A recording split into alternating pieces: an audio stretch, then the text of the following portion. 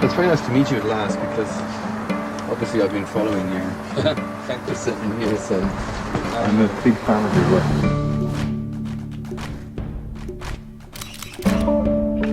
There are particular moments and periods which allow a voice to change the way that people think.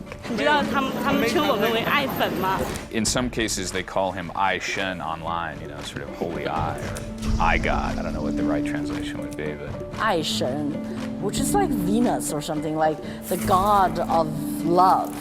It's the last time, huh? Basically, they consider him a god. that's a very dangerous description in China. He's a 北京版的一个 Andy Warhol. 他是一个公开展示的存在。 Do you think you're becoming like a brand? Yeah, I happen to be a brand for liberal thinking and individualism, I think. Jen, Alison. Jen is the editor, Alison's the director. My first question is to you, Alison, which is how many jobs did you have on this film in addition to directing? Well, it's always, don't be misled by how many jobs I had because it's such a big effort, but I mean, director, everything you saw that wasn't Ai Weiwei's footage was what I shot. Shooting with Ai Weiwei was me as the one-person crew filming and running sound. Jen is the star editor, but we edited a little bit collaboratively as well. Producer, subtitler. So, grant writer, whatever it took. And I think that's pretty standard for an independent film, but I think especially when you're a first-time filmmaker, you have to take the lead because there's no reason for anyone to give you anything. There's no reason for anyone to believe that you have the capability of doing it, so you got to do it and show people. And I also think then you have to kind of guard fiercely the fact that you're the one, this is your project, because once it looks good, there's plenty of opportunities for people to kind of want to take the reins. So that's kind of how I see this project as initiating it and then making sure that nobody takes it away from you as you go forward. And you could have called it a lot of things. Why that title? Well, first of all, it's a play on his the biggest exhibition that he had in his life thus far, which was So Sorry, which was the name of his show in Munich. And so when we were thinking of titles, and it was actually someone from our one of our executive producer, fiscal sponsor organizations, Muse Film and Television, who suggested, how about Never Sorry? It sounds a lot, we kind of all agreed it sounds a lot more like Ai Weiwei's attitude to be never sorry rather than So Sorry. The name So Sorry was actually sort of chosen for his show to kind of to mock that phrase in general, the idea that when people tell you we're so sorry about that very often when people say so sorry, they're actually not sorry at all. So we decided to go with Never Sorry. I liked the hooliganism a lot. He does have that quality. I mean, he's rude to his mother. He takes the glasses off of the police officer. There is a very aggressive quality to him, and yet at the same time, he has that extraordinary gentle quality when you almost feel that he's trying to build citizenship. Yeah, I think, and hooliganism too, and it's a great, expression in Chinese, and hooliganism is hooligan is a really good sort of approximation in English. But I think, hooliganism also makes me think of punk rock or something like that. And I feel like that is very much Ai Weiwei's attitude. It is kind of non-conformist, not cooperating, not going with the flow. And I think that you really, you're kind of hitting on something that it is very paradoxical, though. His personality, you end up having so many things where he can be both a hooligan, but also kind of a paragon of respect for individuals and for individual rights, individual voice, individual dignity of life. The way you see him even treat so many of the uniformed officers in the film that he interacts with, would you like to have a seat? We just want to eat outside. We heard it's so great to eat your food outside. I mean, he really talks to people, as if they're people, and he wants to talk to them on a one-on-one level. And I really feel like he is a very complex person who's filled with all of these kind of paradoxes. Someone who sees himself as an artist by profession in any context. That's always, I think, one of his first identifiers, and yet you can easily catch him, and I'm sure Jen has seen multiple times in the footage, saying, art's not important. What's art? Who cares about art? And, someone who I think also, I think even that scene with his mom, people really read it differently. I feel like it depends almost in the eye of the beholder if he was being kind of cold with her or if he was kind of being like, oh, it's fine, don't worry about it, because he just didn't want her to be upset, Being protective. Yeah, and I honestly don't know the answer, and I feel like people come up to me and have very different readings into that scene, and I don't know, I can't bless either one as being the right reading, and so I think kind of both of them are, but I think Hooligan, it's pretty clear, I think that's also part of that brand of his and what draws so many young people and people who are exploring social media and sort of counterculture and sort of questioning authority in China, too. And Jen, how did you get involved in this? I guess somewhat just through a friend. So I guess Alison, coincidentally, she was still in China, I think, when she reached out to me, and she had not filmed one of the final scenes that she'd filmed was WEIWEI with his family when his son Ailao was eating the melons, and I guess around that time she had contacted me ahead of time, said I'm going to be back in New York doing a talk, and it really was just fortunate that a friend of mine, an old graduate school friend, his name's Brian Newman, she had reached out to him for recommendations, and he put my name forth along with, I presume, some other people, and we met, and I think we had a kind of strong connection right away. My son was just starting to start kindergarten, so I went to the meeting thinking there is no way at all I ever want to do a film right now. I'm overwhelmed. There's no way this is going to happen. I have no interest in doing it. But, she seems smart. It's interesting. Who's this guy, WEIWEI? I just read this expose about him in the New Yorker. I was intrigued. I'll have a meeting with her. And as soon as I met with her, I walked away, and I was like, I need to write her an email immediately and be like, let's, because it's a bit of a cat and mouse game when you audition for jobs, and it's because she's not just interviewing me, she's interviewing a lot of people. So and I had no idea what I was doing, too, in terms of edit. I met with lots of editors, and I was like, how am I supposed to decide who to work with? Well, I was first-time editor, no, I can't do it. I'm tired, I'm old, I'm worn out, I can't deal with this again. And we talked, and I was like, shit, I want to do this. So I had to kind of go home and rephrase my email and be like, yes, keep me in mind. This would be cool.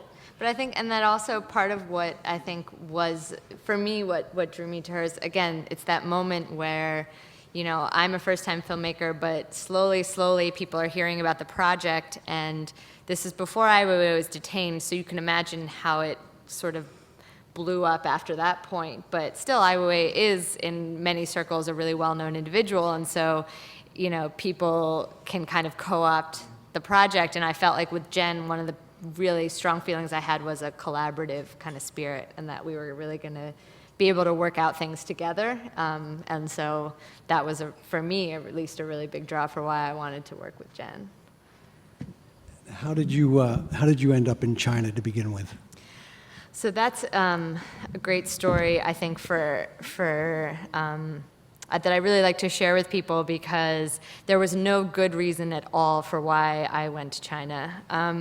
I graduated from Brown, where I went to college in 2006, and I had studied history, but I didn't study anything about China or Chinese language, and my professional sort of aspirations were to do journalism, and I'd done a lot of college radio and interned at NPR in the summers and stuff like that. So my goal was to kind of do journalism and, documentary film if I could ever be so lucky one day. And for whatever reason, I decided the way I was going to go about that was to go abroad. And I had a friend in college who had some family in Shanghai, and she was planning on going for a few months, and she asked, or actually I asked if I could come with her. And, we negotiated together. I think she wanted to stay for like 3 months, and I wanted to stay for at least 6 months. So we settled on a 5-month trip. And at the end of 5 months, I saw her off at Pudong Airport, and I moved up to Beijing, and I ended up staying there for 4 years. And I had started, and I didn't know, even that day, I was just like, well, I'm going to stay for at least till the end of the summer. And then it was like, well, I should stay until the Olympics. There was always a reason to kind of keep going. And about halfway through this time there, 2 years in, I both had the opportunity to get a journalist visa and a journalist accreditation. So that was really a big boon in terms of being able to have steady work and to be able to, being an accredited journalist did open a lot of doors, although it opens you to some greater degree of sort of being on the radar kind of scrutiny. But I had that opportunity, and I met WEIWEI, and that, to me, it really did become, I met him, my roommate was curating an exhibition of his for a local gallery, and she asked me to make a video for the show. And, just starting to film with him a few weeks, it really did become something where I was like, couldn't get the story out of my mind, and it ended up being the project that carried me through the next 2 years, Does this seem like a good time to open it up? And I have one more question for you if no one from the audience asks it, but I'll save that for the end. Okay, good. Does anyone have any questions? Has Ai Weiwei seen the film? What's the reaction been of his followers, of him? Have you been in touch with him since then? Great question, thank you. WEIWEI saw the film pretty much a year ago, like about a year ago from now. We showed it to him. Once he was released from detention, it seemed of vital importance. We were always planning on showing it to him, but it was definitely vitally important now that we were on the other side of this sort of unprecedented detention, that he needed to see it and let us know that it was safe and that everything was okay. And so he saw it before we showed the film at Sundance this year in January. And, it was definitely, I think it's probably always nerve-wracking to show the subject of the film about him, but to his credit, he didn't ask to change a single thing. He was really impressed with the editing. He was, he had been making fun of me for months and months before, like, why are you still working on this? You spend so much time on this, like, move on to the next thing. And I think that was also partly, his movies that he makes have a quicker turnaround time, and I think they also have, I think partly also his, joking was kind of coming from, he was starting to realize, and he said to me, you have probably the greatest archive of footage of me aside from my own, and that I had a lot of material, and what was I going to do with it? And he was really impressed, and he said, this is a very honest depiction of what I've been working on for the last few years.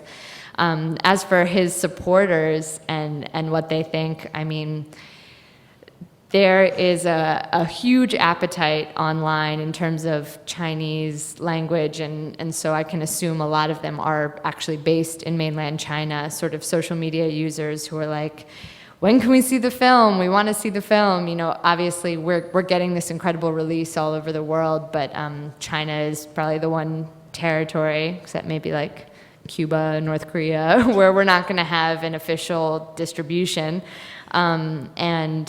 But I gotta say that's not for lack of audience. And I gave an interview where I said, I'm probably the most excited filmmaker to have her film bootlegged in China. And it was translated into Mandarin, and people tweeted it, and people were really excited about that. And so I'm just kind of, waiting to see, because I'm pretty confident that it will eventually just be out there, even once we can start to figure out how to put it out there. I'm pretty sure it's going to be kind of available in that way.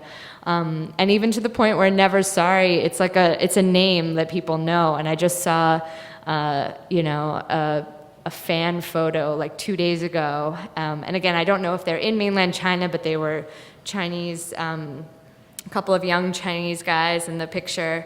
And they imitated Ai Weiwei's picture where he takes the photo in the elevator, you know, in the mirror. And one of them was wearing like a Pussy Riot like mask, and it said "Never Sorry" in English on top in pink letters. And I just feel like you can see it's like entered kind of the culture a little bit online, the idea of this film. So, you know, I feel like we've definitely been embraced, and people around the world, you know, Chinese citizens who are living, whether they're in Sydney or Madrid or, you know, in the Netherlands, like people who I've known from Twitter come out to see the film when we've been screening it. Hi, great film. Does I recognize the synergy of injustice between West and East? Or are the Occupy movements, in his eyes, and Anonymous, are they comparable? And good luck with the Oscars. Thank you.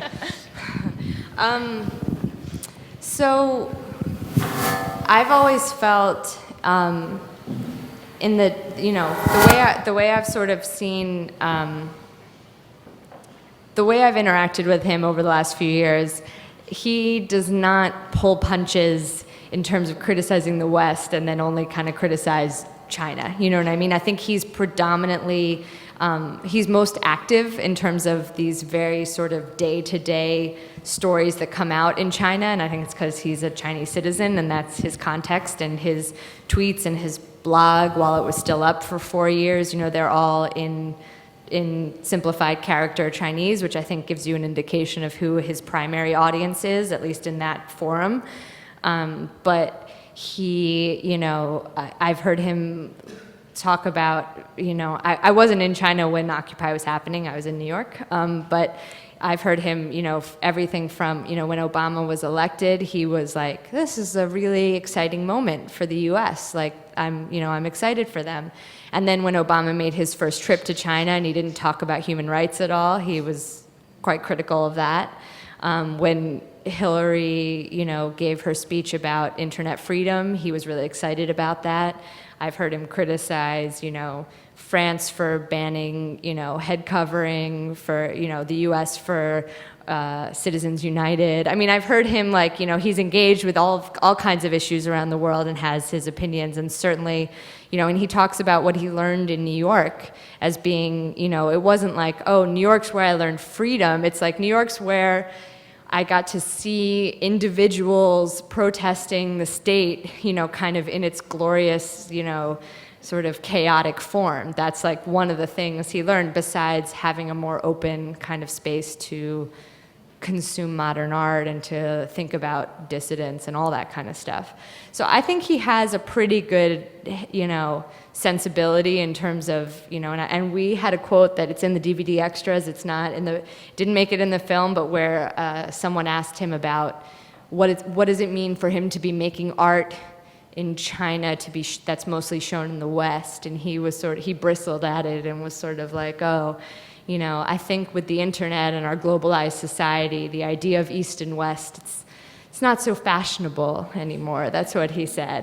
But I think, you know, he is also very aware that he's playing to different audiences at different moments, and I think he brings a critical eye to everything going on in the world. But I think China is his main focus, again, because he's a Chinese citizen. Did you find yourself having any kind of difficulty with the authorities while you were filming this?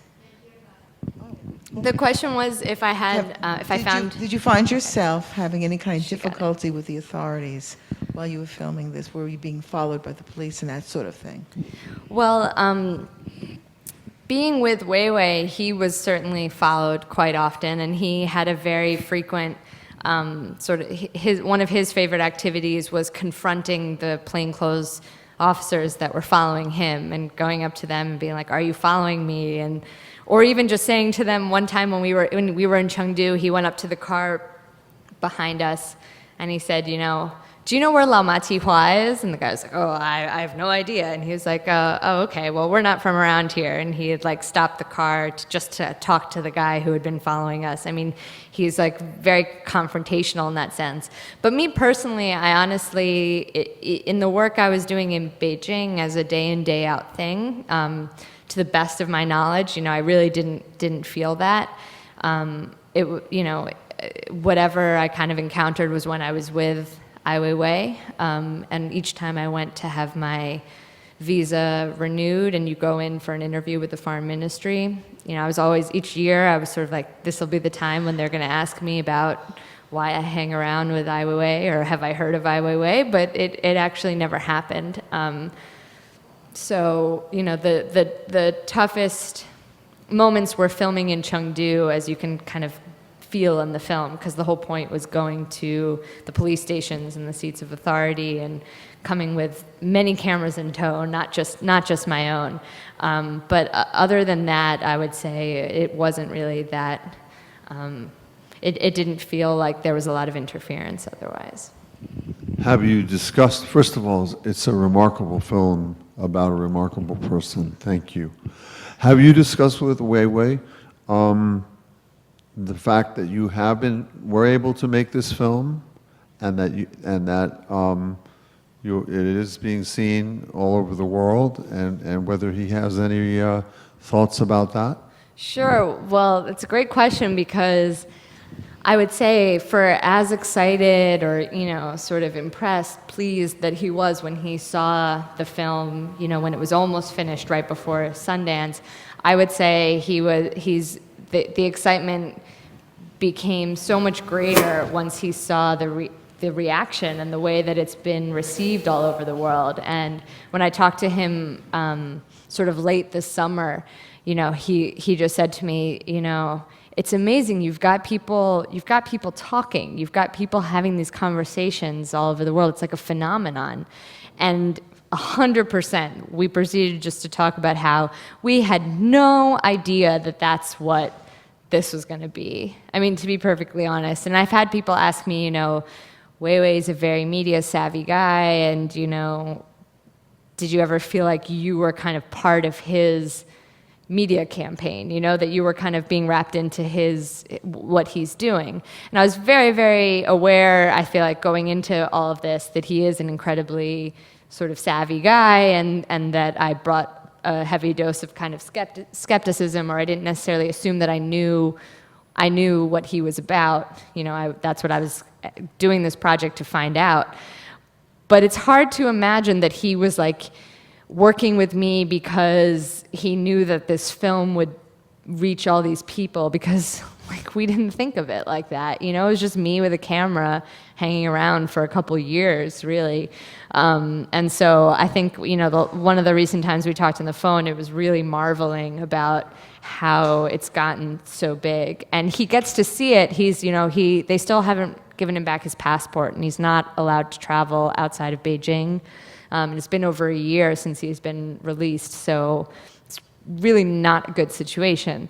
But he is back on Twitter, and that's the way that he can feel everyone's reaction, whether it's, the reviews being tweeted or just individuals who are like, I just saw the movie in wherever, Cologne, New York, San Francisco, Omaha, wherever people saw it, and their reactions. And so, I really encourage you, maybe even if it's your first tweet, if you want to, sign up to Twitter tonight or tomorrow and share your reaction.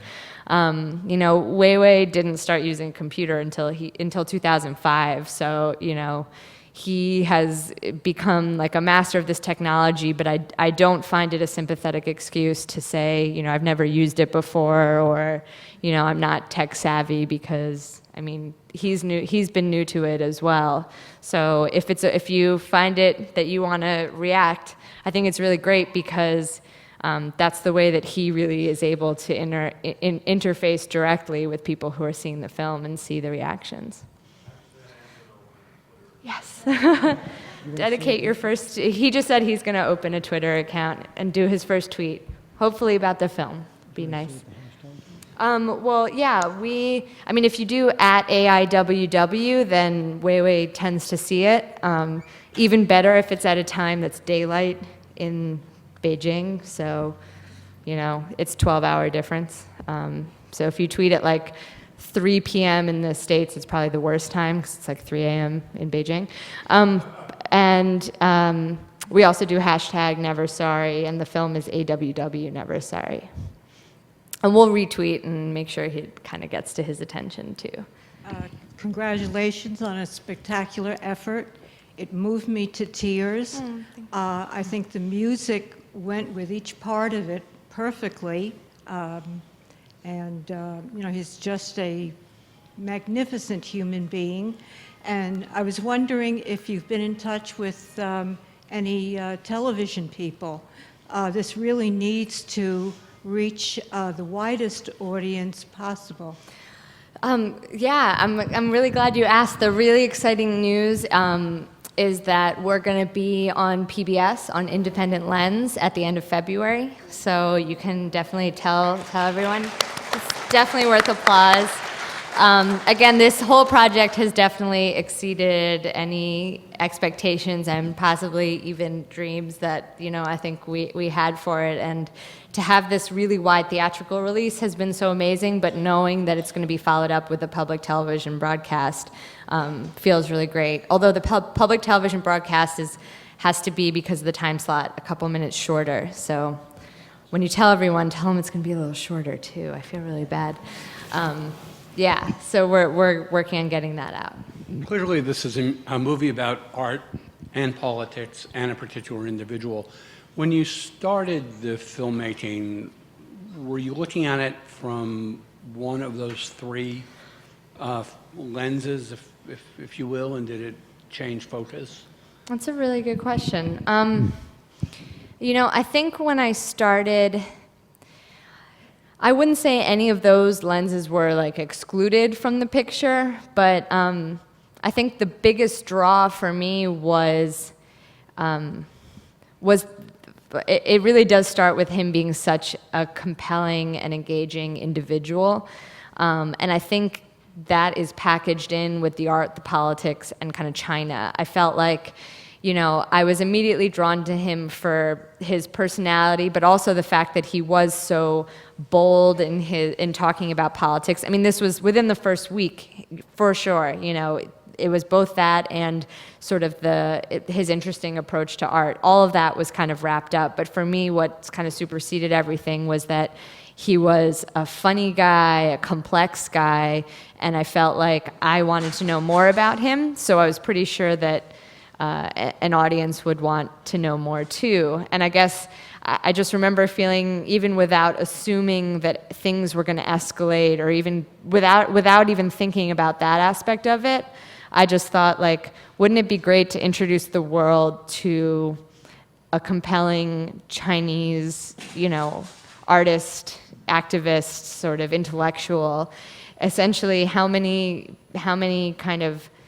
Chinese figures do people, you know, in the U.S. kind of know about in depth? And like, wouldn't it be awesome if Ai Weiwei was one of those few that people had been exposed to? And even if it was just a movie of him hanging around his studio and talking about his ideas about art and, like, you know, having some tea, making a meal, whatever it was, I felt like that was going to be a really entertaining movie. And so it was really on that kind of hunch that I kind of went along. So I think it really was close to the personal, but imbued in that personal was the political and the, you know, and China and the sort of the artistic vision that he had. It looks like you have a lot of footage. You followed him a long time, and it feels like there were a lot of stories that probably didn't make it into the film. And I wonder if you could talk a little bit about the process of shaping it into stories. There are certain stories that keep coming back up, yet you couldn't have had an ending in mind when you were making it, or when you were shooting it. Could you talk a little about the editing process? Yeah, well, I think I'm going to ask Jen to help me talk about that, because I also tend to have the approach where I'm like, this is the film. I mean, I really feel so good about the final product being being a reflection of the movie that I wanted to make, even though, as you're right, I couldn't have known that from the outset, but by the end, I really feel like this was the movie that I wanted to make and that was sort of the most appropriate at that moment in time. But Jen, I know, is always thinking about all the options and everything that could have been, so I don't know. Well, I mean, I think in many ways the sad reality is we did speak to your question of, the art, which is the arc of the film. Is it going to be his art process, or is it going to be sort of this increased social activism in the past few years of his life? And it was clear in the time, in the intimacy of the time, that Alison was following him. And in my mind, it was really about that earthquake campaign that he did. There was a sort of emotional moment when he responded to the deaths in the earthquake and the cover-up and the not sharing that information, and that kind of led his, at least for our film, I mean, we chose to use that as very much the arc of our film, where that was the trajectory, because had he not done his artwork, had he not tried to speak up for the other activists, he wouldn't have been beaten, then he wouldn't have had to have his personal campaign to kind of confront the government. So that was always, I think, what we were looking at, the structure of the film, and sort of sadly, much of the film was spent because he wasn't detained. We had a rough cut already. We were I was hoping to meet Ai Weiwei about he was to come to the United States 3 weeks to premiere his Zodiac Heads in Central Park. And we had a rough cut. It wasn't complete, but we had a storyline. And the whole point was that he's doing all this at the high risk that he could be detained, just like so many other dissidents and so many other people who are speaking out who are less well known and they suddenly disappear. So I think in the bottom, I think all of our tensions were really built around to make sure, as much as we recognize Ai Weiwei as this sort of celebrated artist who's respected in the West and he's loved in the West, but he's got this famous father and this tragic history, that he had this safety net. And I don't think we really wanted the audience to know. I mean, we knew that they had a safety net, but we felt strongly that something could happen, and we wanted people to be a little bit in the dramatic filmmaking sense as much as a documentary. We're always concerned about the drama and having you be sort of tense and wanting you to feel that he could have his rights dismissed at any moment. But it was totally shocking when it happened. So that was a really shocking moment, because we were building up to something we had hoped in our hearts would never happen, but we wanted everybody to believe, because it's happening elsewhere. It doesn't happen to Ai Weiwei, but it's happening everywhere, that it could happen. And then when it happened to him, I think that was just a shocking moment, and gave us the reason to change the arc of the film to definitely be more heavy-handed towards his sort of activist angle, I think. Well, I think, in the end, there aren't any major scenes or story elements I can think of that weren't in the film that were suddenly put in because he was detained. If anything, it was more like other moments that we thought were nice, like him just at chop. Like, do we need him to be surveilled again? We get it. We know it, and now that we don't need to make in a way, it actually, I think, gave us the freedom to peel back some of those scenes that were more political, because we felt like, oh, people are going to get it now. Like, we don't have to work so hard for people to understand that there's risk here. And his activism is very, we just did a DVD commentary yesterday, which was really interesting, and one of our consulting producers pointing out the fact of Weiwei's activism is very soft and gentle. I mean, it's not that he's out there punching people or fighting people, he's having people call up and say names of victims. It's very provocative within his context, but for the viewer, I think there's a little bit of a concern would people, which I think is what makes him great. It's fascinating, but I do think we were concerned, would this sort of level of what he's doing feel confrontational enough? Because it is confrontational, but that's the nature of his art and his sort of performance art and that aspect of it.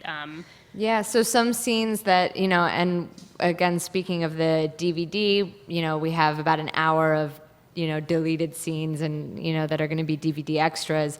Him at Art Basel, Miami Beach. That got nixed. My favorite. It was the opening of the film. It was fantastic. It was an old opening of the film. Love the opening now, but it was a really other.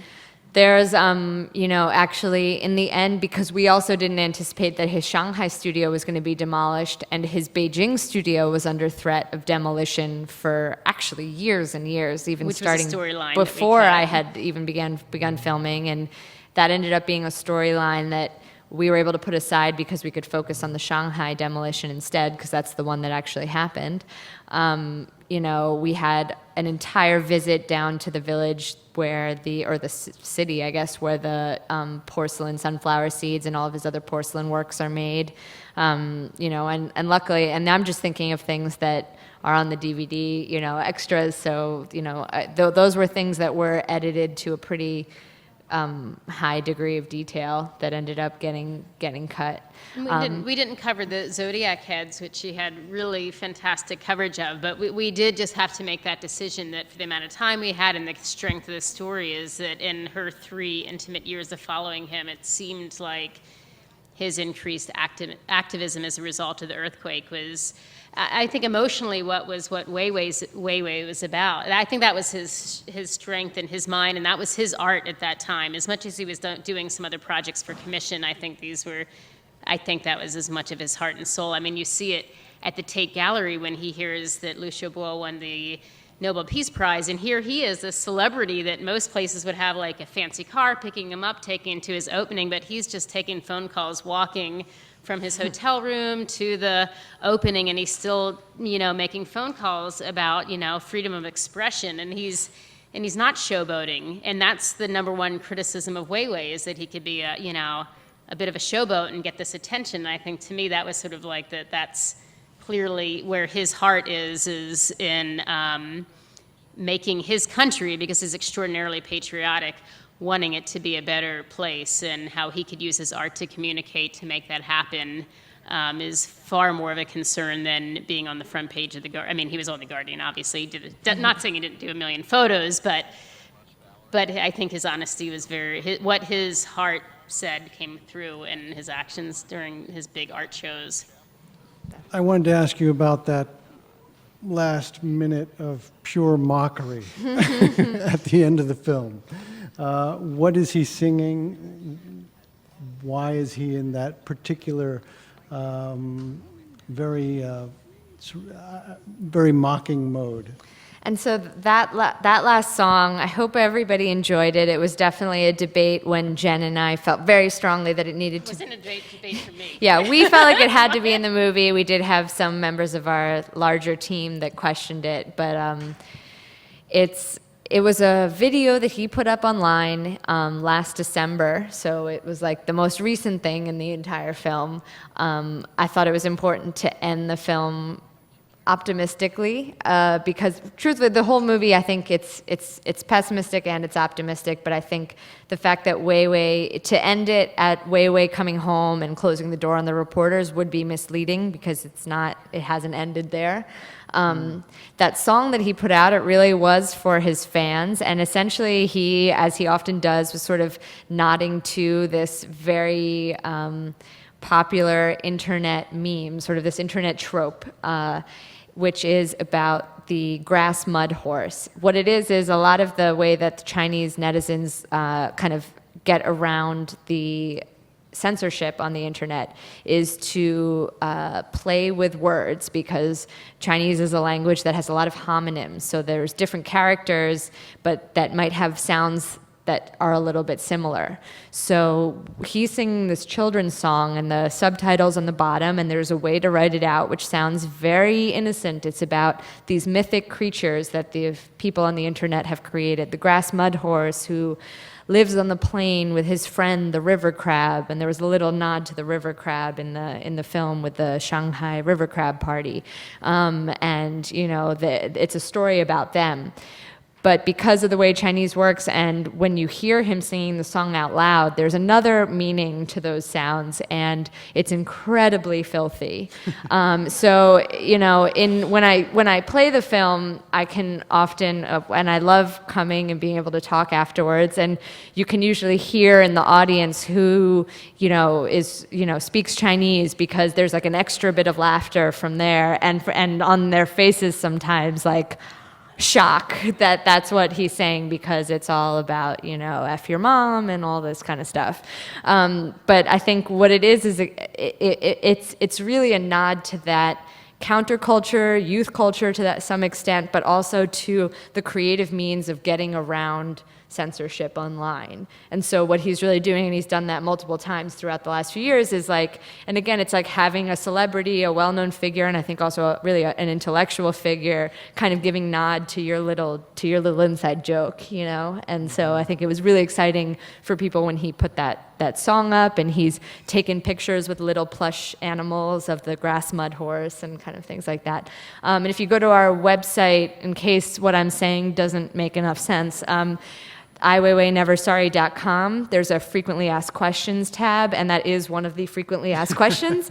And the New York Times, even a couple years ago, I think even in 2009, did a blog post that really explains this whole kind of internet joke and has a couple of the YouTube videos of this song, so it can be explained in more detail if you're interested. I think I have also seen a photo of him with a grass horse covering his privates. Yes. Yes. There's a really quick shot of it in the movie of him signing a magazine with that image, that image in it, where he's jumping naked and he's holding a little plush animal of the grass mud horse. It kind of looks like a llama as it's portrayed online. And the amazing thing again about WEIWEI is this is something, it's like so specifically about this like digital subversive online culture in Chinese, and that magazine that he's signing is the catalog for Art Basel Miami Beach. I mean, like, he's bringing these things, that's what I think is so amazing. He's bringing it to, you know, we're talking about it here in Nyack, you know, people are talking about it in the sort of art world context. You know, it's really about creating these conversations, which also reminds me actually, yeah, and a really funny thing too, we've seen on Twitter a bunch of times where people will tweet in Chinese and say, you know, oh, I just saw Never Sorry, and pick a city in Germany or the US or the UK, and I was the only Chinese person in the theater. And right when the song ended, all these white people came up to me and asked what was the song about. So it just makes me think about how WEIWEI, you know, said to me on the phone a couple of weeks ago about how, you know, you're creating these conversations, and that's what it's really about. And so it makes me feel good that the film is doing a little bit of the work that like he's trying to do. Yeah, well, thank you for this conversation, Thank you. both of you.